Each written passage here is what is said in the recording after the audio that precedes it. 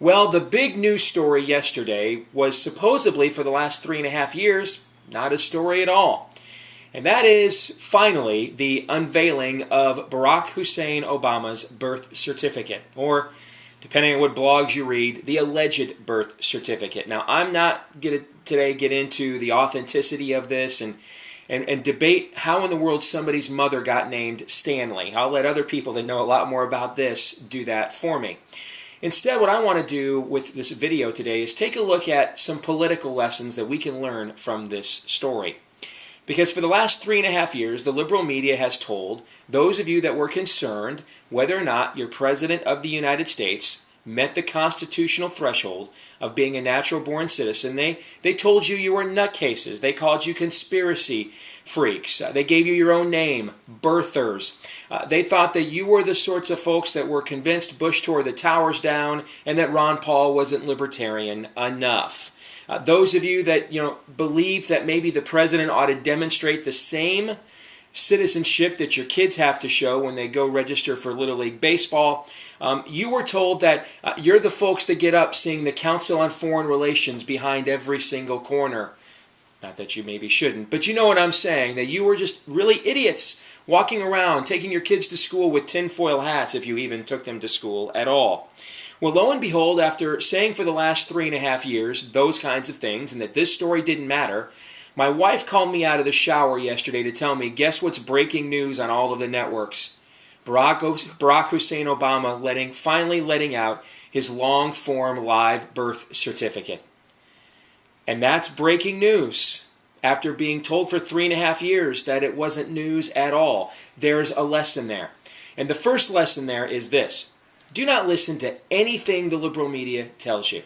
Any news story you bring up that they say is too controversial and no one cares about, understand that all of the news you're getting from these people is coming from the framework of their own worldview. And it's not so much how biased their reporting is. All reporting is biased because it's done by human beings, and every human being is biased. There's been one objective human being in all of human history, and we just celebrated his resurrection last week. The rest of us, we've all got biases. So that's not necessarily what I'm talking about. The bias comes in determining what the news even is in the first place.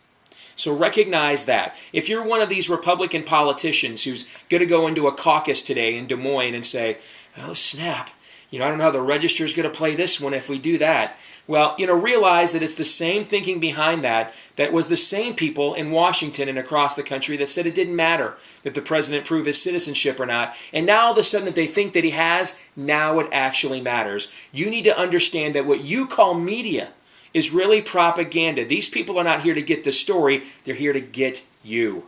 Keep that in mind. And if you use them as the filter for what is right and what is wrong, the only one who's going to be done in by this and done wrong will be you, because you're going to be aiding and abetting your philosophical and moral enemy. Now, there's another lesson here, too, and I think this is a lesson for conservatives.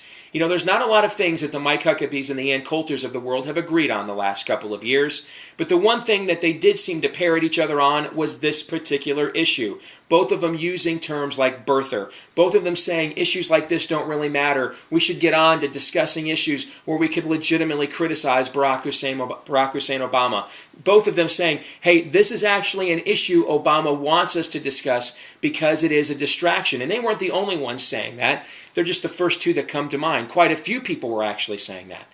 And if this really was a story that Barack Hussein Obama wanted us to talk about, if it really was a distraction so that he could get away with Obamacare and cap and trade and screwing us on the budget, then someone please explain to me why he released this yesterday, a full year and a half before the next election. If this really was an issue that was helping him, if it wasn't undercutting his credibility, then he would have just let this thing just sit there and hang out there all the way through the next election, because then he'd just get to talk about whether he was a citizen or not, call a bunch of snarky names to those who doubted that, and never had to actually debate Obamacare, cap and trade, or his budget proposals. So I think that just totally nullifies that entire argument. And here's what that means. It means that we have one first winner in the right to become, or the opportunity to become, the 2012 Republican presidential nominee. And the first winner, right out of the box, is Donald Trump. Because Donald Trump got Barack Hussein Obama to back down on something in 3 weeks more so than any Republican's gotten Barack Hussein Obama to back down on anything in 3.5 years. And he didn't do it because he's a particularly righteous man. He didn't do it because he prayed about it and he feels really good about where he's at right now. He did it just simply because he's an alpha male that doesn't live his life needing the validation and approval of everybody else. He doesn't need public opinion's Betty Crocker seal of approval. He does what he thinks is right, even when it's wrong, even if it is wrong, but he does what he thinks is right. He follows his instincts, and he's willing to defend it even to opposition, as he's done with the media for the last few weeks. And because of that, because he didn't play their game, because he didn't let them determine the premise of the argument, because he turned their arguments back against them, and because he stood his ground, he made Barack Obama blink. And no Republican has made Barack Obama blink since he announced for President of the United States. There's a lesson there as well for the rest of these Republican presidential candidates. Play offense, not defense. Thanks for joining us today at stevedeace.com. You can find me on Twitter at Steve_Deace, as well as on Facebook at Stephen Deace. Don't forget to email me, steve@stevedeace.com. God bless, and thanks for joining us.